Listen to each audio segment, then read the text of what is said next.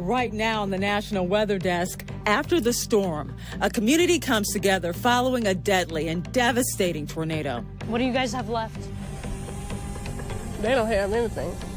Nothing. As another storm pounds California, we'll take a closer look at bomb cyclones. Our current system could meet the standard and be the second to impact California in the past week. Should you consider flood insurance, even if you don't live in an area that's prone to flooding? You cannot wait until the floods are starting to happen to purchase flood insurance. What are the chances we'll see another spectacular display of the northern lights visible in so many states? Yeah, we could see even better. I'm going to be watching this guy. And what you need to know to catch the rare glimpse of 5 planets aligning tonight. From our nation's capital, this is the National Weather Desk. Good morning and welcome to the National Weather Desk. I'm Angela Brown. We begin today in the southeast, where residents are trying to pick up the pieces after tornadoes ravaged the south over the weekend. Nowhere was harder hit than Mississippi, where at least 25 people were killed. Devastated communities face a very long road to recovery while trying to regain some sense of normalcy. Isabel Rosales spoke with residents about how they are dealing with the storm's aftermath. Okay, you're looking at where right here where the house was sitting, and the steps were right in front of the sidewalk right there. Devastation after violent storms ripped through the southeastern part of the U.S. over the weekend, demolishing homes and killing dozens. Like with everything that go on, to be honest, I can't take no more. I just can't. Joanne Winston lost her 2-year-old great-niece, Aubrey, when an EF4 tornado hit Mississippi late Friday night, impacting the towns of Amory, Rolling Fork, and Silver City. Right there. Winston says she found Aubrey among the debris. And I didn't see no house, no nothing. And I looked around and I seen the baby laying a little bit from her mom. Winston's niece, Jessica Drain, also spoke to CNN. Drain says her 8-year-old son was in the same house as 2-year-old Aubrey. He is now in critical condition on a ventilator. The governor of Mississippi confirmed Sunday that President Joe Biden approved a disaster declaration for parts of the state, allowing the federal government to help. We're going to work really closely with the governor and his team on what we can do to provide that safety and that shelter right now for individuals. Jessica Drain hoping her family can get help. Knowing they got to start all over, don't really, you know what I'm saying, know where their help going to come from, know where their next meal going to come from, or a roof over their head. What do you guys have left? They don't have anything, nothing. A small community in Georgia is also cleaning up this morning following a weekend tornado. Survivors tell reporter Carla Stevens what happened when that twister touched down. I just told my son, I said, something's not right. So we just got up and I said, run to the bathroom. So we ran to the bathroom. By that time, I can hear it all. I'm talking like it's trains. It's just like many trains coming at you at one time. It was that sound from early morning severe storms that left Chastity Ingram fearing the worst. At that moment, I kept saying, we're not going to make it. We're not going to make it. Ingram says after a while, the storm got calm and she decided to check on her son's dog, only to realize my whole house in the back was gone. But Ingram says even in that moment of panic and fear, she knew who to call, her mom, and it gave her a sense of relief. Can you tell? Safe. Safe, yes. And now in California, another coastal storm is clobbering parts of the state. 2 to 3 feet of snow could fall in higher elevations of the Sierras between now and tomorrow night. Other regions are seeing strong winds and heavy rain, which could trigger flooding in creeks and also rivers. One major cause for all this winter weather in California, back-to-back atmospheric rivers, a term you hear a lot about right now, but the system hitting the state right now is being called by another name, a bomb cyclone. So what does that mean? Preston Danyan explains from Redding, California. This winter has more than introduced us to the term atmospheric river, but we've also heard the ominous bomb cyclone thrown around. Our current system could meet the standard and be the second to impact California in the past week. So what does bomb cyclone even mean? To understand, I spoke with the National Weather Service in Eureka, who watches these storms closely as they develop over the ocean. On a very technical level, a bomb cyclone is any cyclone that decreases its center of pressure by 24 millibars in 24 hours. Now, what that really just means is it's a cyclone that gets much stronger within a short period of time. James added that the term bomb cyclone doesn't say anything about the overall strength of the storm, just its relative change. This week's winter storm is certainly strong, though, with significant winds and heavy precipitation expected. I also asked if this system was out of the ordinary for late March. This is definitely stronger than we might often see this late in the season, but it's not super unusual. What has been unusual this season, I think, has just been the amount of strong wind. We've just seen so many strong wind systems come through, and this looks to be following that trend. You know, it seems like the country just can't catch a break from severe weather. Let's go to meteorologist John Gum, who says another storm is set to hit another swath of the nation this week. Well, here we are another week, and it looks like another major storm system is going to work through the nation's heartland. This one, too, may produce severe storms across portions of the Midwest and the South. Basically, from the Mississippi River Valley into the Ohio River Valley, severe weather will be possible. Snow, too, a possibility through portions of Iowa into Minnesota, Wisconsin. They could see some big totals before all is said and done. But the severe storms may bring the highest impact. Right now, across a good chunk of the nation, across the Mississippi River Valley, the Storm Prediction Center is showing a 30% chance of severe weather within 25 miles of any single point. That's running through Arkansas, portions of northern Mississippi, western Tennessee, western Kentucky, Missouri, up into Illinois, even sections of eastern Iowa as we go through the day on Friday. Surrounding that, a large area where we could see a 15% chance of severe weather within 25 miles of a single point that stretches all the way from Wisconsin and Michigan through the Ohio Valley, clear on down through Texas, Louisiana, Oklahoma, and Arkansas. A lot to watch for the week ahead, and we'll keep you updated.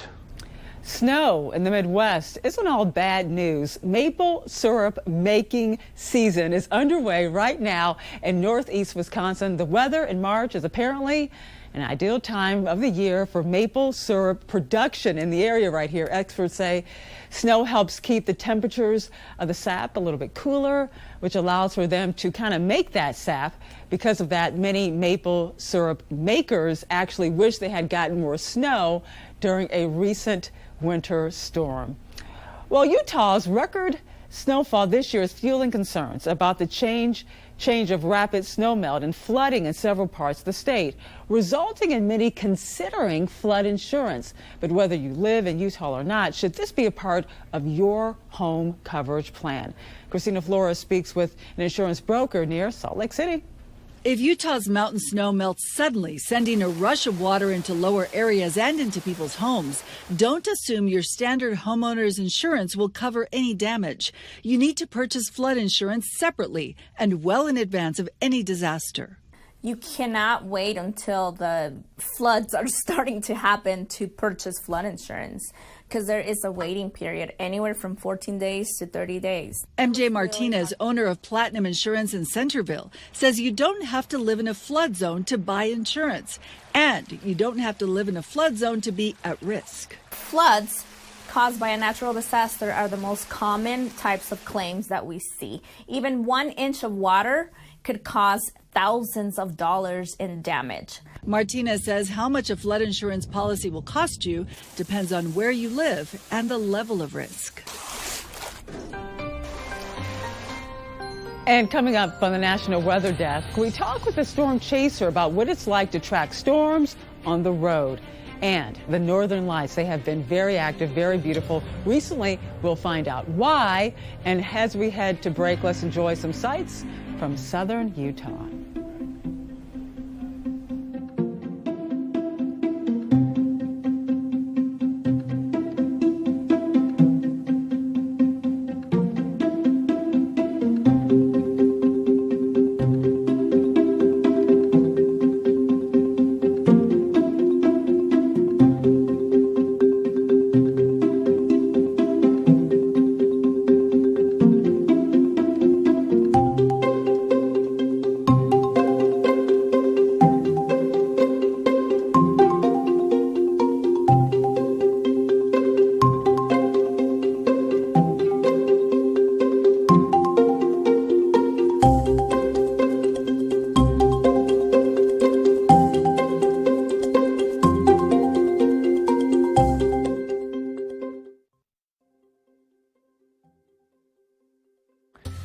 Meteorologist Charlie Lopresti would look at the Northeast. Any leftover rain and snow off to the north, that's moving out of the Northeast today.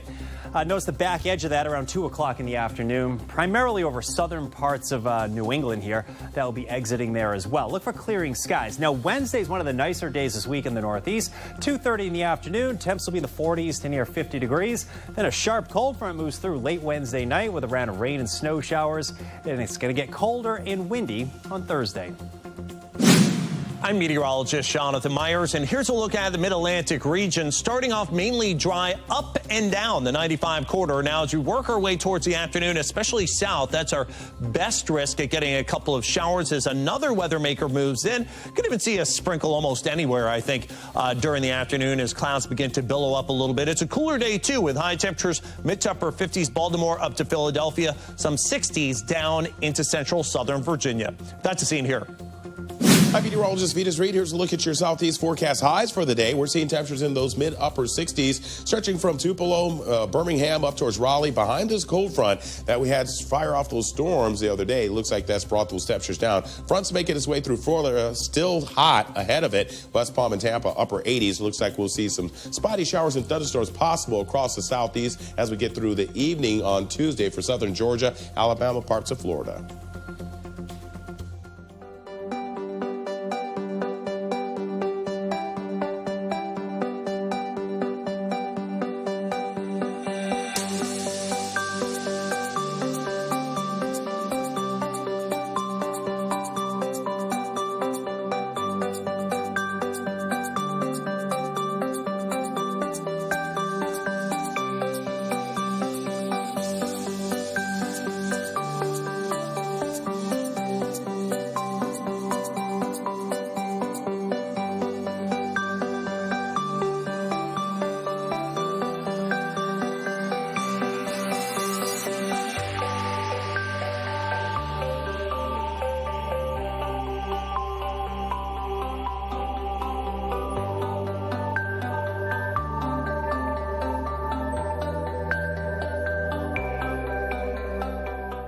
You are watching the National Weather Desk. After an outbreak of severe weather, the local National Weather Service actually sends out a team to kind of survey the damage, a team of meteorologists. Emily Gracie spoke to one of them to find out how they determine tornado strength based on damage. We almost always start with our emergency management partners. You know, they're keyed in on the areas that were impacted the most. And then, we sometimes go as a team with emergency managers and kind of do that assessment. Okay, so what are you looking for? And I'm assuming everyone's been trained on the types of damage and how to determine what it is.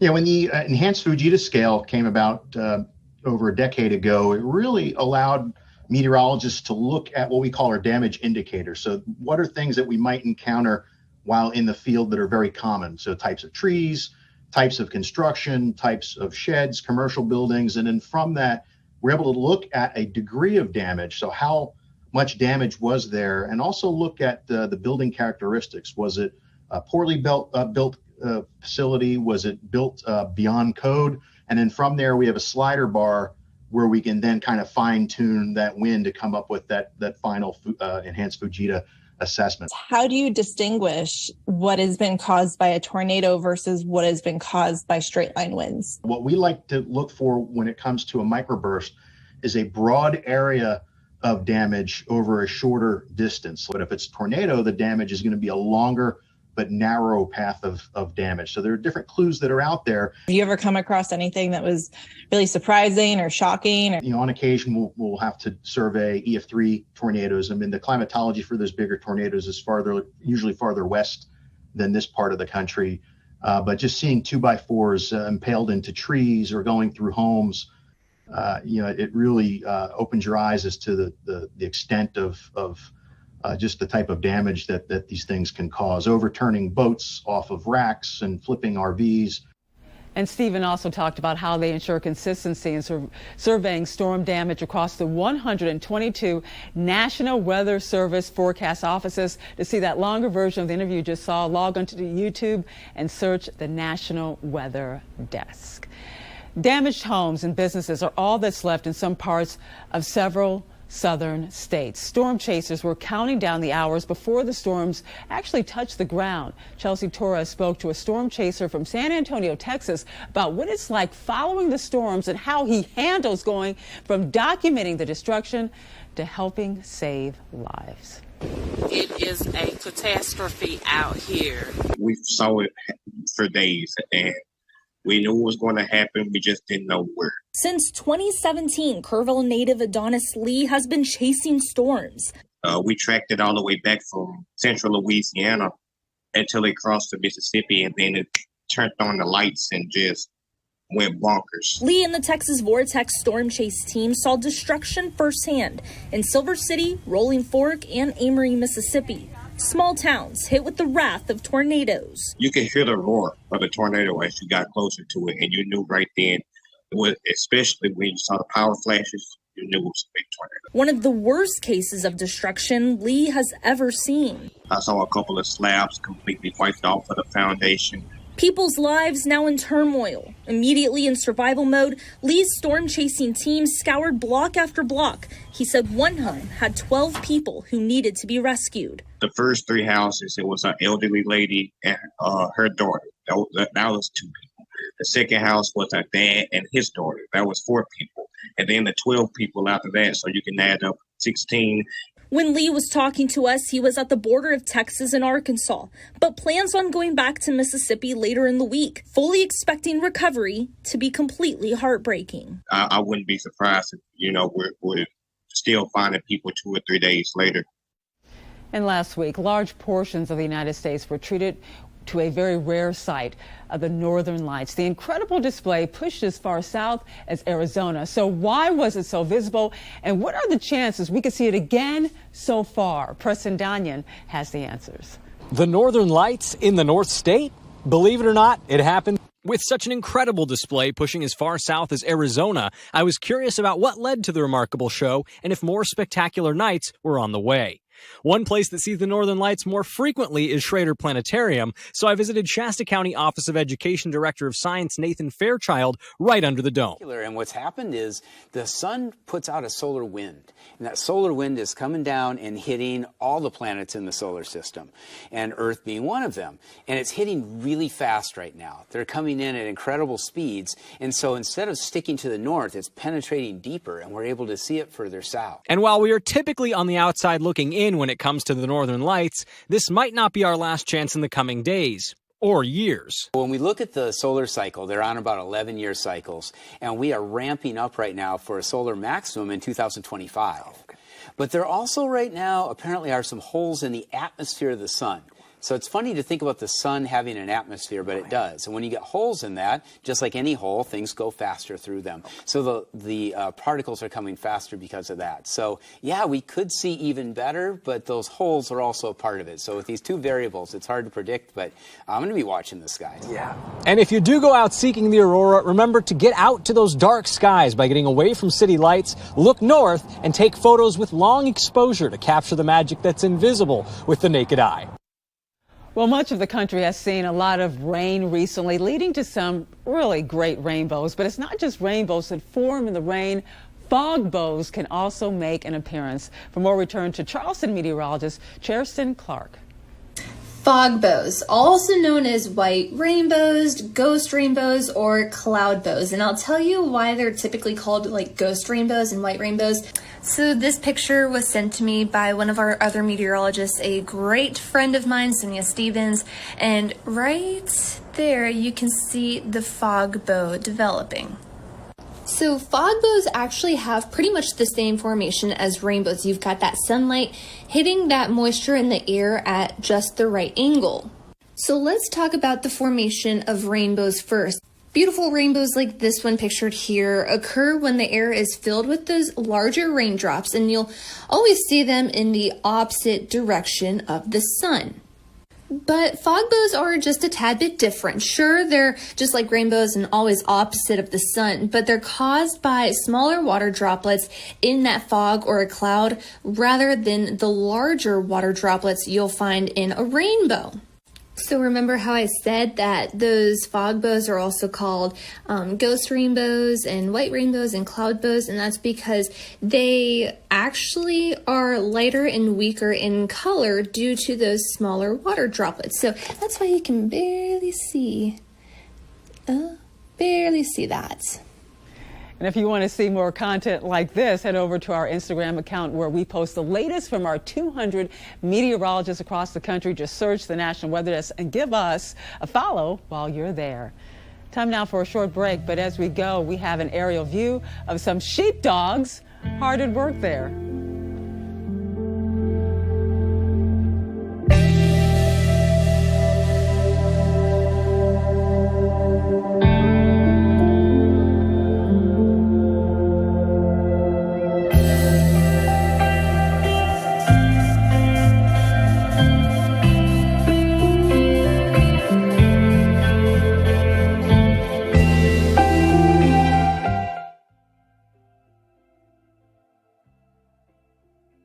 Well, a very good Tuesday morning, everyone. I'm meteorologist Andrew Buckmichael. Take a look at your weather story across the Midwest. Things are kind of quiet and light for us for the day today. It's going to be rather chilly for a lot of us. We got some 50s to the south there, but all in all, it's going to be kind of a cool day across the Midwest.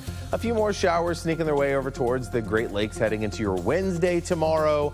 And as we continue on into your Thursday, got a few showers to the north there. Some snow to the far north, a little rain in Iowa and whatnot, but all in all, not bad. Well, good Tuesday morning to you. I'm meteorologist Chris Suchan. Look at our forecast across the region and starting off with a few showers of storms.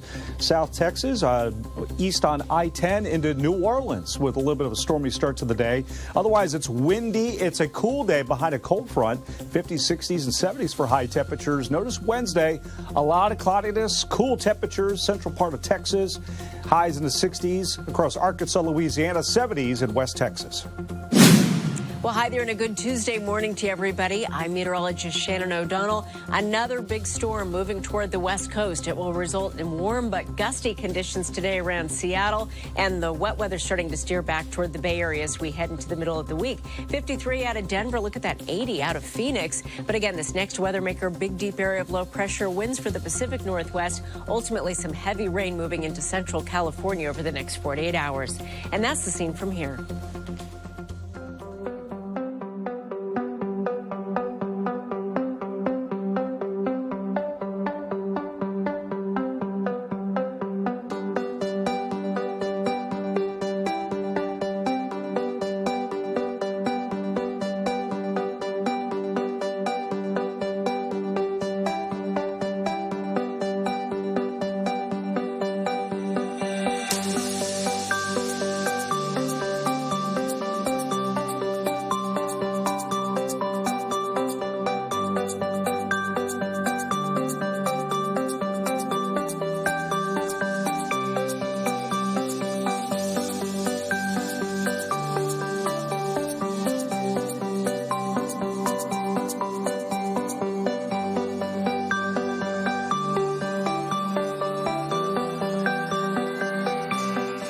You are watching the National Weather Desk.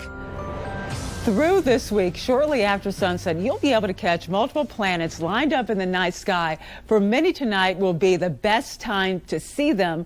Meteorologist Nick Stewart shows us where to look and why some headlines you are reading right now online may be inaccurate. Late this month, the way the planets are aligning in their orbit around the sun, putting on a pretty cool show in the night sky. Let's take a look at what it looks like from the surface of the Earth going forward. All the planets lining up, looking off to the west and southwest. You'll see Mercury very close to the horizon, also very bright. Just above that, Jupiter, Venus, of course, a very bright planet, a little bit above the horizon. And if you look right above your head, you will see the planet Mars, a bit more of a reddish in color. Now, we may have seen a lot of headlines referencing 5 visible planets, Uranus, also nearby Venus. However, in order to really see it, you need a big pair of binoculars or a very strong telescope. Therefore, we'll just call it 4 visible planets. In Cedar Rapids, Iowa, I'm meteorologist Nick Stewart reporting. And we'd love to connect with you. You can find us on all of your favorite social media platforms, including Facebook, Twitter, Instagram, TikTok, YouTube. Just search the National Weather Desk, and we will be right back.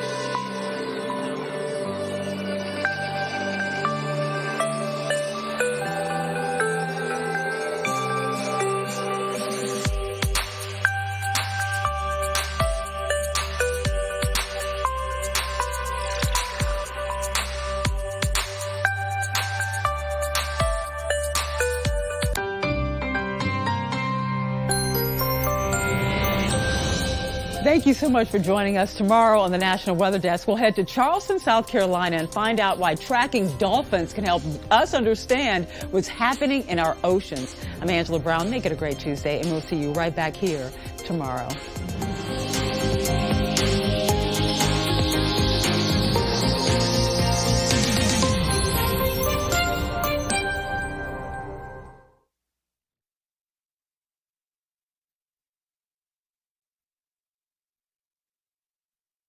Hey, captioning, can you hear me? We're about to tape another National Weather Desk show in a couple minutes. I just want to make sure that you're there and we can continue moving forward with captioning.